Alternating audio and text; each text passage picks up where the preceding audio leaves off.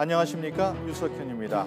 어릴 적 시골집 대청마루에 앉아 밤하늘을 올려다보면서 별자리를 찾던 추억, 여러분도 갖고 계십니까? 그런데 요즘은 하늘에서 별을 보는 것이 하늘의 별 따기만큼이나 어려워진 것 같습니다. 김주영 기자는 어떻습니까? 네, 저도 사실 직접 하늘의 별을 본 게 언제인지 정확히 기억이 나지 않습니다. 네, 왜 그 많던 별들이 다 사라진 걸까요? 네, 별은 사라지지 않았습니다. 지금 보시는 것처럼 하늘에 그대로 있는데요. 다만 저희 눈에 보이지 않을 뿐입니다. 왜 보이지 않게 된 거죠? 어떻게 보면 대기오염 때문입니까? 네, 물론 대기오염의 영향도 크겠지만 가장 큰 이유는 바로 우리 주변의 빛이 너무 강하기 때문입니다. 너무 많은 불빛들이 밤거리를 밝히고 있어서 하늘의 별빛이 우리의 시야에 들어오지 않는 겁니다. 이런 현상을 이른바 빛공해라고 할 수 있습니다. 네, 빛공해라고 한다면은 악취공해, 소음공해와 같은 그런 공해를 말하는 겁니까? 네, 그렇습니다. 빛도 공해가 돼버린 시대에 살고 있다는 사실이 씁쓸하기만 합니다. 빛공해란 불필요하거나 필요 이상의 인공빛이 인체나 자연환경 등에 피해를 주는 현상을 말하는데요. 우리나라의 빛공해 실태는 심각한 수준입니다. 지난 2014년에 국제공동연구팀이 전 세계 빛공해 실태를 분석한 결과를 보면 한국은 전 국토 가운데 빛공해 지역이 차지하는 비율이 89.4%로 주요 20개국 가운데 이탈리아에 이어서 두 번째로 높았습니다. 빛공해로 물든 대한민국의 현재 모습은 어떨까요? 뜨거운 열기로 가득 찬 프로야구 경기장. 선수들의 몸짓 하나하나에 관중들은 환호와 탄식을 쏟아냅니다. 특히 올해 뛰어난 성적을 내고 있는 기아 타이거즈의 홈구장 광주 챔피언스 필드는 경기 때마다 열광의 도가니로 변하는데요. 하지만 그런 그들의 축제가 불편하기만 한 사람들도 있습니다. 3월 달에 시범 경기가 시작되면은 우리 주민들은 이제 트라우마가 생겨요. 그래서 이제 또 몇 달 동안 고생해야 되겠구나. 걱정이 먼저 앞섭니다. 바로 경기장 인근에 살고 있는 한 아파트 주민들입니다. 그들에겐 어떤 고충이 있는 걸까? 6살과 5살 난 두 아들을 키우고 있는 정희철 씨 부부는 신혼 때부터 8년째 이 아파트에 살고 있습니다. 아이들의 잠자리를 준비해야 할 시간. 그러나 실내 불을 껐어도 정신의 집안은 환하기만 합니다. 정 씨는 오늘도 아이들이 잠을 푹 자지 못할 거란 생각에 머리가 아파온다는데요. 지금 이제 9시 한 15분쯤 됐으니까 여전히 몇 시간 남은 거군요. 기본 10시까지는 봐야죠. 정 씨가 아이들을 걱정하는 이유는 새로 생긴 야구장에서부터 들어오는 강한 빛 때문입니다. 지난 2014년 광주광역시는 1,000억 원 가까운 돈을 들여 기존 광주 무등경기장 주 경기장 자리에 새 야구장 챔피언스 필드를 만들었습니다. 정 씨의 아파트 건물에서부터 채 100m도 떨어져 있지 않은 위치에 말입니다. 경기장 안에서 고개만 돌려도 아파트가 보일 정도로 가까운 거리였는데요. 그러나 시에서는 주민들에게 신축 야구장 건설 이후 생겨날 변화에 대해 특별한 설명을 하지 않았다고 합니다. 그냥 야구장이 들어온다만 들었지, 어느 각도로 야구장이 짓는지, 조명이 어느 정도 될지, 소음이 어느 정도 될지 전혀 들은 바가 없이 그냥 야구장이 들어왔거든요. 기존 무등경기장 주 경기장에서도 운동 경기가 종종 진행됐기 때문에 처음엔 큰 문제가 되지 않을 거라고 생각했습니다. 하지만 상황은 그 전과 전혀 달랐습니다. 밤마다 창문 안으로 눈부신 야구 조명빛이 들어와 두꺼운 커튼 없이는 잠을 이룰 수 없었습니다. 더구나 요즘처럼 더운 날에는 커튼을 거둘 수도 없을 뿐더러 창문도 열지 못해 결국 빛이 들어오는 방에서 자는 건 포기했다고 합니다. 생각이 들죠. 생각이 안 들면 사람이 이제 아닌데, 근데 대출금도 이제 겨우 갚아서 이제 좀 내 집 같아졌는데 다시 또 이사를 간다는 것도 쉬운 일이 아니죠. 일반적으로 야구 경기는 밤 10시를 전후에 끝이 나지만 청소와 같은 뒷정리를 위해 자정이 넘어서까지 불이 켜져 있기 일쑤입니다. 이런 상황은 1년 중 야구 경기가 열리는 7개월 동안 주말 평일 구분 없이 계속 이어져 왔다고 합니다. 저는 야구 리그가 끝나면 너무 좋아요. 야구 시즌이 끝나면 제 집 같아요. 저는 항상 집 밖에 보면서 이 중계차가 와 있는 안 와 있나를 봐요. 그러면 그 중계차가 와 있는 거 보면 아침부터 기분이 안 좋아요. 평화롭게 살고 있던 아파트 옆에 뒤늦게 새 경기장이 세워지면서 벌어진 일들입니다. 주민들은 빗공해 피해뿐만 아니라 소음, 교통 혼잡처럼 신축 야구장 때문에 발생한 피해를 막아달라고 광주광역시와 구단에 항의도 해봤지만 근본적인 변화는 없었습니다. 결국 아파트 단지 주민 600여 명은 지금까지의 피해를 보상해달라며 위자료 청구 소송을 냈습니다. 다수를 위해서 소수 희생은 어떻게 보면 너무 당연하다는 식으로 너무 쉽게 생각을 하고 거기에 대한 대책을 전혀 마련하지 않는 것입니다. 나무를 심는다든지 또 가림막을 설치한다든지 했었으면은 충분히 그 빛에 의한 어떤 피해라든지 소음에 의한 피해를 상당 부분은 줄였을 거라고 생각이 듭니다. 이미 담당 판사가 참여한 현장 검증을 통해 아파트에서 측정한 야구장 조명의 조도가 법적 기준보다 2배가량 높다는 결과가 나오기도 했습니다.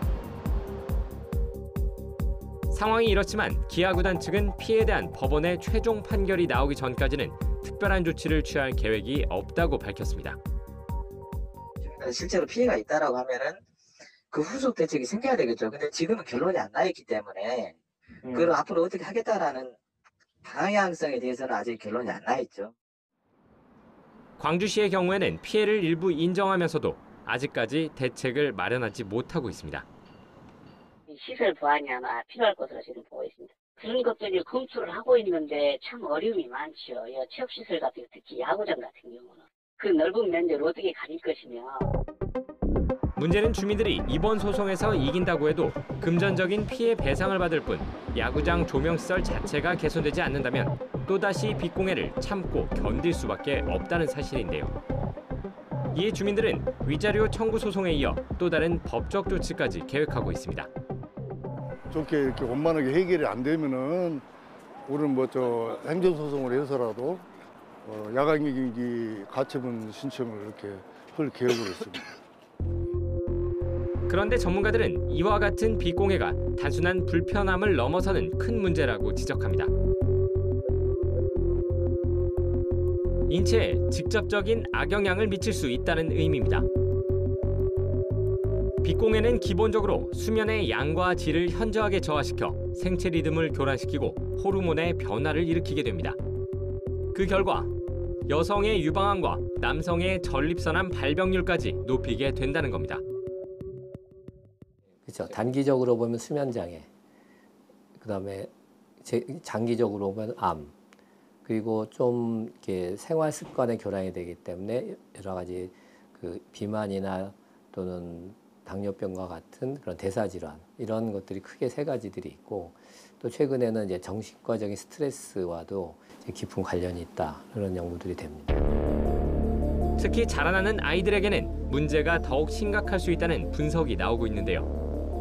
성장 호르몬이 굉장히 중요한데 그게 다 밤에 나오거든요. 성장 호르몬에 직접적인 영향을 주기 때문에 성장 자체에 영향을 줄 수가 있고 또 장기적인 건강에도 굉장히 많은 영향을 줄 수가 있거든요. 빗공해가 미치는 악영향은 비단 인간에 국한된 문제만은 아닙니다. 충남 천안에 사는 최모 씨는 2,000제곱미터 규모의 밭을 일구는 농부입니다. 제가 아버님 때서부터 여기 논이 있었으니까 지금 한 50년 거의 땅이죠. 그가 애지중지 기르는 작물은 바로 참깨인데요. 수십 년을 큰 흉작 없이 잘 자라준 고마운 녀석들이지만 올해는 다소 걱정이 앞선다고 합니다. 그 이유는 다름 아닌 밭 건너편에 들어선 7층짜리 건물 때문입니다. 깨가 어쨌든 안 념은 되니까 작물이 길러도 어쨌든 웃자라기만 하고 안 념은 되니까 그게 걱정이죠.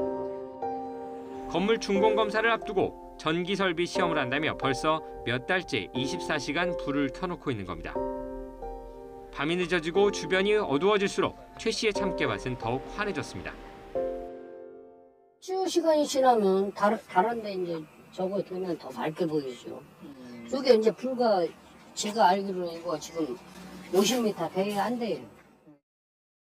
참깨는 들깨와 함께 야간에 발생한 빛에 유난히 민감한 식물로 알려져 있습니다. 특히 요즘처럼 꽃이 필 시기에 받은 빛의 영향은 생산량 감소 문제와도 직결된다는데요. 특히 이제 참깨는 꽃 피는 시기가 늦어지고, 첫 번째는, 두 번째는 꽃 조리수가 적어져요. 세 번째는 쭉정이가 많이 나와서 수량이 감소하게 되는 겁니다. 참깨는 2룩스 정도 되면 수량이 10% 정도가 감소되고, 6룩스 이상에서는 40% 이상이 감소가 될 수가 있어요. 실제 지난 2015년에는 들깨 재배 농민이 주변의 야간 조명 때문에 피해를 봤다며 중앙환경분쟁조정위원회에 조정 신청을 냈고 피해가 인정돼 배상 결정이 나기도 했습니다. 이 사건이 빛공해에 의한 피해를 인정한 첫 번째 사례였습니다. 그 측정 조도를 기준으로 좀 판단을 해보면 들깨는 최대 85% 수확량 감소가 나타났을 것이라고 이제 전문가가 의견을 줬고요. 그리고 기타 관련 연구 자료들을 종합적으로 판단을 해서 저희가 인과관계를 인정을 했습니다. 이 때문에 최 씨의 참깨 역시 과도한 야간 빛의 영향으로 제대로 자라지 못할 가능성이 충분한 상황. 하지만 건물 관계자들은 법적으로 아무런 문제가 없다며 오히려 주변 주민들이 건물의 밝은 빛을 좋아한다고 주장합니다. 여기 보세요. 여기 노인네들 다 운동해놓고 있어요. 확실한데 누가 이렇게 다 부시어서 그래도 여기가. 이에 최 씨가 지자체에 민원을 넣어보기도 했지만 변화를 기대하긴 어려웠습니다. 지자체도 건물 측에 협조를 요청하는 것 이외엔 별다른 방법은 없다는 입장입니다. 글쎄요, 조금 어려울 것 같은데요. 그냥 개인적으로 민사로 해결해야 하지 않나 싶은데요. 참깨 수확이 얼마 남지 않은 상황에서 하루하루 속이 탄다는 최 씨. 불을 10시 이후에는 꺼달라는 그거예요. 밤새도록 켜지 말고 농작물이 클 때는 10시 이후에는 꺼달라. 매일 땀과 정성을 들여 키운 참깨들이지만 과연 올해는 얼마나 손에 남게 될지 최 씨는 오늘도 한숨만 쉬며 하루를 보냅니다.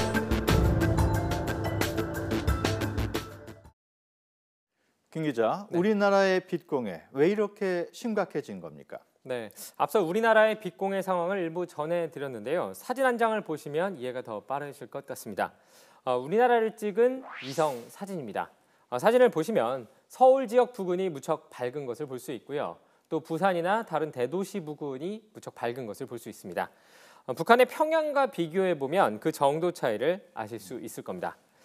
이처럼 빛공해가 심한 것은 빛이 밝으면 일단 좋다는 인식과 관련이 있습니다. 조명이 많은 것은 곧 성장과 발전을 의미하기 때문인데요. 이런 이유로 사람들은 곳곳에 조명을 만들고 빛을 밝혀왔습니다. 사실상 규제가 없었던 부분도 문제였습니다. 여기에 일부 사람들은 자신의 시설에 자신이 돈을 들여 조명을 만들겠다는데 무엇이 문제냐는 식의 태도까지 보이기도 했는데요. 이런 현실이 우리나라의 빛공해를 가중시켜왔다고 할 수 있습니다. 네, 해외의 경우에는 상황이 어떻습니까? 네, 해외 선진국들은 우리보다 먼저 빛공해가 심각하다는 인식을 갖고 대책 마련에 나서왔습니다. 미국이 대표적인데요. 애리조나주의 경우에는 지난 1972년 빛공해 관련 조례를 만들어서 그 이후부터 빛을 관리해 왔고요. 현재 100개가 넘는 도시에서 관련 법규와 조례를 시행하고 있습니다. 일본의 경우에도 지난 1988년 법을 만들었고 다른 국가들도 관련 법을 오래전부터 만들어 시행해 오고 있습니다. 그렇다면 우리나라는 빛공해를 규제할 수 있는 법률은 없습니까? 네, 우리나라도 있습니다. 지난 2012년 인공조명에 의한 빛공해 방지법이 제정됐고요. 1년 뒤인 2013년도부터 시행되기 시작했습니다. 당시 법 제정 취지를 좀 살펴보면요. 근래 경관조명이 무분별하게 설치돼서 인공조명에서 방사되는 과도한 빛이 사람에게 눈부심 현상을 유발시킬 뿐만 아니라 농작물의 수확 감소 등 생태적 피해까지 가져올 우려가 있다라고 지적하고 있습니다. 이에 따라서 빛공해 방지법에서는 녹지, 주거, 상업지역 등과 같은 지역적 특성에 따라서 4가지 종류로 나누고요. 또 조명 특성에 따라서 공간, 광고, 장식 조명 등으로 나눠서 빛의 밝기를 제한하고 있습니다. 가로등이나 보안 등이 포함된 공간 조명 기준으로 조금 더 자세히 설명드리겠습니다. 네, 이 경우에는 녹지 지역인 1종 지역에서 주거 지역인 3종 지역까지는 10룩스 이하, 상업 지역인 4종은 25룩스 이하로 빛의 밝기를 규정하고 있습니다. 여기서 10룩스는 100와트 전구를 3m가량 떨어져서 보는 밝기인데요.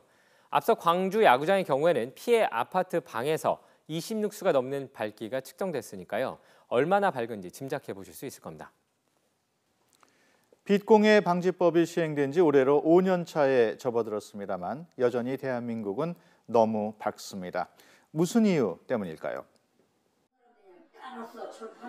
서울에 사는 양모 씨는 푹푹 찌는 여름밤에도 창문을 열고 자는 법이 없습니다. 그의 집과 바로 마주보고 있는 한 교회 때문이라는데요. 해가 떨어지자 그 이유를 알 수 있었습니다. 어두워지면 저렇게 켜요. 그래서 보통 밤 한 1시? 그 정도까지는 켜놓는. 교회 외관에 달린 3개의 큰 조명이 강한 빛을 발하고 있었는데요. 문제는 그 빛이 공교롭게도 양 씨의 집 쪽을 향하고 있었던 겁니다. 방 안까지 들어오는 빛 때문에 잠을 자다가도 깨는 경우가 다반사라는 양 씨. 차라리 더위를 참고 자는 게 오히려 마음은 더 편하다고 합니다. 쳐다보면 눈이 부시고 아주 짜증나죠, 짜증나. 불빛만 보면 불쾌하지. 일반 서민 개인들의 생활권도 보장을 해줘야지. 자기들 편리하다고 그래서 저렇게 그냥 막 불 밝게 하고 피해주는 건 아니죠. 그럼.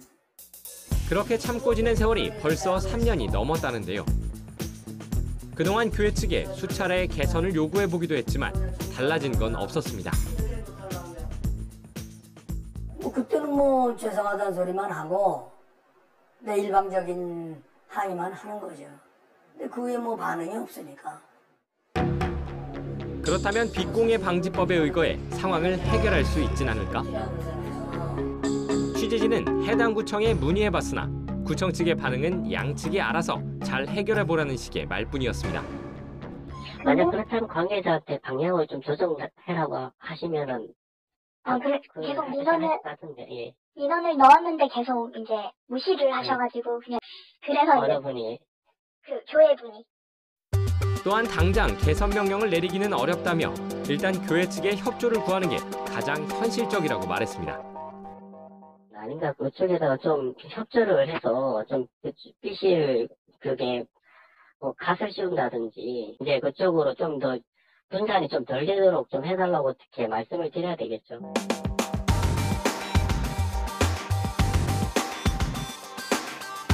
양 씨의 경우처럼 전국적으로 빛공해로 인해 피해를 호소하는 민원은 최근 들어 빠르게 늘고 있습니다. 빛공해 방지법이 시행된 지난 2013년에는 3,200여 건이던 민원이 지난해에는 무려 7,000건에 육박했는데요. 방지법이 시행됐지만 피해 민원은 오히려 2배 이상 급증한 겁니다. 빛공해 방지법이 시행된 지 약 4년 반이 지났음에도 불구하고 우리나라 빛공해가 크게 개선되지 않았습니다. 그 이유는 이 법에 의하면 빛공해를 방지하기 위해서는 17개 시 도지사가 자기 해당 시도에 조명환경관리구역을 지정해야 됩니다. 그러니까 이 조명환경관리구역이 지정되지 않으면 이 법의 적용을 받지 않습니다. 빛공해 방지법의 핵심은 각 지방자치단체가 조명환경관리구역을 지정해 빛공해 발생 지역에 개선 명령이나 과태료를 부과할 수 있도록 했다는 점입니다. 한마디로 지자체의 자발적이고 적극적인 노력이 필요하다는 얘긴데요. 하지만 현재 우리나라에서 조명환경관리구역을 지정한 지자체는 서울특별시와 광주광역시뿐. 면적으로 따지면 우리나라 국토의 1% 정도에 불과한데요. 다시 말해 99% 정도는 해당 법의 적용을 받지 못하고 있습니다. 중앙정부가 법을 제정했음에도 불구하고 지자체들이 거부기 걸음을 하는 이유는 무엇일까? 맞게 자기 지방자치단체에 맞게 조례를 만들어야 되거든. 언제까지 그러면 각 지방자치단체가 조례를 만들어라는 이 기준이 없어요. 이 정도로 이렇게 느슨하기 때문에 지방자치단체가 당장 안 만들어도 되고 언젠가는 우리가 여건이 되면 만들 것이다. 당장 빛공해 방지를 위한 노력을 하지 않는다 해도 그것이 법을 위배하는 것은 아니라는 겁니다. 현재 그 법에 있는 방지계획 수립이라든가 조명관리구역 지정, 이런 걸 통해서 그 민원을 먼저 줄이는 것이 필요하다고 보고 있고 또 이러한 부분에 대해서 지자체가 빨리 그 대책을 수립할 필요성이 있다고 봅니다. 기한 같은 게 혹시 정해져 있는 겁니까? 딱히 그 기한을 정해놓은 부분은 좀 규정되어 있지는 않습니다. 지자체가 조명환경관리구역을 지정하기 위해선 각 지자체의 상황에 맞게 관련 조례를 제정하고 빛공해 방지 계획 수립이 필수적으로 수반돼야 하지만 취재 결과 대부분의 지자체들은 아직 걸음마 수준에 머물러 있었습니다. 지금 타 시도도 이제 확인해 보시면 아시겠습니다만은 지금 빛공해 방지 계획을 지금 수립 중에 있는 데가 거의 다 대부분일 겁니다. 그 비슷하게 지금 추진하고 있고 우리가 조금 좀 빨리 하고 있는 그렇습니다. 심지어 한 지자체의 경우 조례 제정은커녕 빛공해 방지 노력의 첫걸음이라고 할 수 있는 환경 영향 평가조차 실시하지 않은 상태였습니다. 저희가 내년도에 영향평가 실시할 거거든요. 네, 혹시 그러면 조례는 아직 제정 안 했어요. 저희가 화려한 지역이 없잖아요. 이게 빛공해 피해가 많지 않기 때문에 그래서 저희는 인공조명의 빛공해 방지법이 큰 의미가 없어요. 해당 지자체는 빛공해 방지법의 필요성을 딱히 느끼지 못하고 있기 때문이라고 해명했는데요. 피해를 체감하지 못한다고 하여 안일한 태도로 방심하고 있다가 정작 큰 피해와 마주야 한다면 과연 어떻게 대응할지 의문스러웠습니다. 건강과 환경에 대한 위해를 사전에 방지하고 모든 국민이 쾌적한 환경에서 생활할 수 있게 하겠다는 빛공해 방지법의 입법 취지가 무색해지고 있습니다.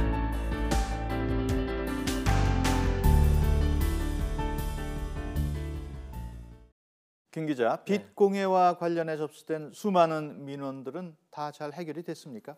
네, 어느 지방자치단체냐 또 어떤 조명이냐에 따라서 차이가 존재합니다. 공공으로 관리하는 공간 조명, 즉 보안 등이나 가로등 등은 그나마 개선이 이루어지고 있는 상황입니다. 하지만 개인이 관리하는 조명에 대해서는 크게 바뀌지 않고 있습니다.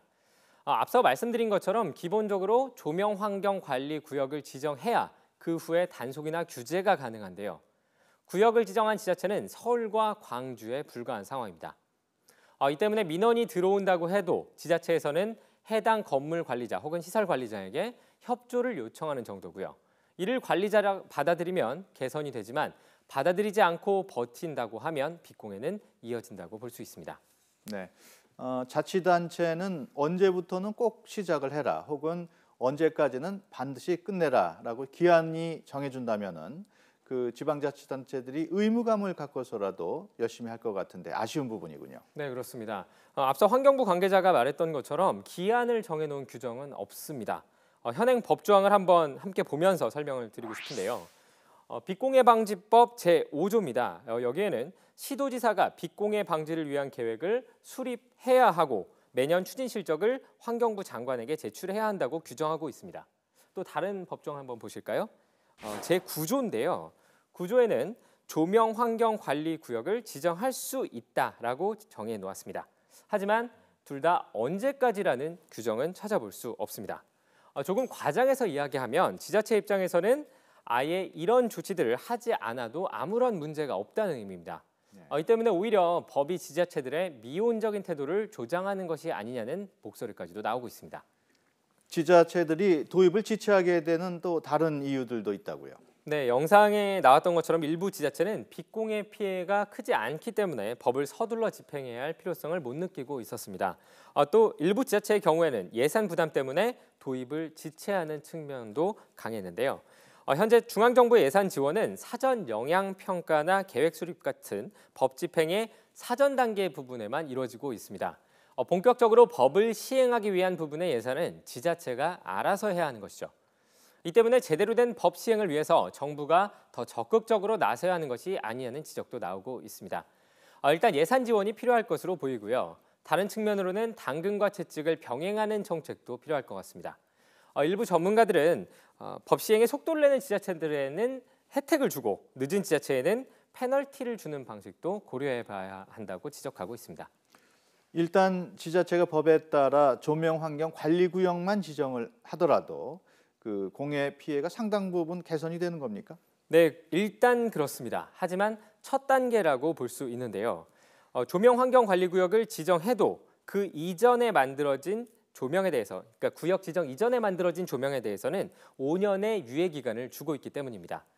갑작스럽게 개선하는 것이 어려울 수도 있는 만큼 대처할 시간을 준다는 의미인데, 이는 반대로 피해를 보는 입장에서는 한동안 피해가 계속된다는 의미입니다. 앞서 영상에서 봤던 광주 야구장의 경우가 그런 사례라고 할 수 있는데요.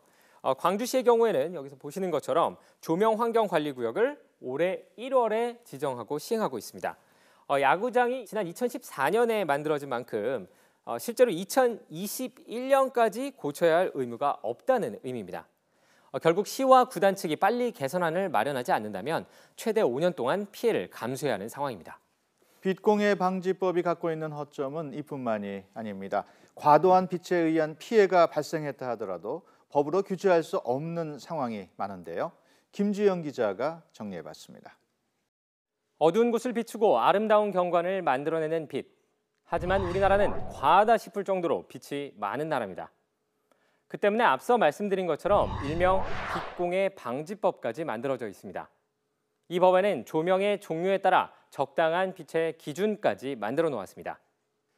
과도한 빛을 고치지 않았을 경우 최대 300만 원의 과태료를 내야 합니다. 그렇다면 이 법을 제대로 적용하면 빛공해 문제가 없을까요? 답은 아니요입니다. 이 건물들을 먼저 보겠습니다. 빨강, 파랑, 현란한 색의 간판들이 가득합니다. 번쩍이는 조명까지 있어서 주변에서는 눈이 부실 정도입니다. 주변 주택에서 민원이 끊이질 않는다고 하는데요. 하지만 법적으로 이 조명들은 어느 것도 문제 삼을 수 없습니다. 크기가 단속 기준보다 작기 때문입니다. 현행법에는 광고 조명의 경우 10제곱미터가 넘는 것에 대해서만 규제 대상으로 삼고 있습니다. 그보다 작은 광고 조명은 아무리 밝고 눈이 부셔도 상관이 없습니다. 다른 예를 볼까요? 우리 주변에서 흔히 볼 수 있는 교회 건물입니다. 이 교회에서는 십자가를 무척 크고 밝게 켜놓았네요. 문제가 될 수 있을 것 같지만 이 역시 법적으로 손댈 수 없습니다. 정부는 특이하게도 십자가를 상징물로 본다며 조명이 아니라는 유권 해석을 내려놓았습니다. 종교계의 눈치를 보는 것이 아니냐는 비판까지 나오고 있습니다. 마지막 건물 보실까요? 이 건물은 안팎으로 밝군요. 건물 안 사무실에서는 밝은 LED 등을 가득 켜놓았고요. 건물 밖은 홍보를 하겠다며 벽 가득 조명을 붙여놨습니다. 물론 조명은 밤새 계속됩니다. 그렇지만 건물에 불을 끄거나 어둡게 만들 의무는 어디에도 없습니다. 건물이 5층보다 낮거나 연면적이 2,000제곱미터보다 작으면 제재 대상에 들어가지 않습니다. 더구나 건물 내부 조명에 대해서는 기준조차 정해져 있지 않습니다. 일부 지자체 관계자는 내부 조명 때문에 민원이 많이 들어오는데 방법이 없다며 어려움을 토로하기도 했습니다. 이렇게 빠지고 저렇게 빠지고 남는 규제 대상은 얼마 없게 되는 겁니다. 별 볼 수 있는 대한민국으로 만들어 보겠다며 만들었던 빛공해 방지법이 지나치게 허술하다는 지적이 쏟아질 수밖에 없습니다.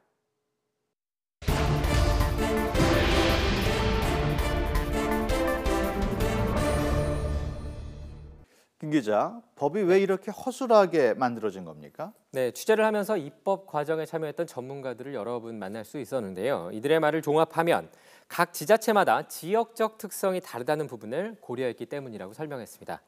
다시 말씀드리면 낮은 수준으로 가이드라인을 만들고 이후에 지자체가 상황에 맞게 강력한 조례를 만들라는 의미였는데 오히려 지자체가 거꾸로 가이드라인까지만 규제를 하고 있는 겁니다.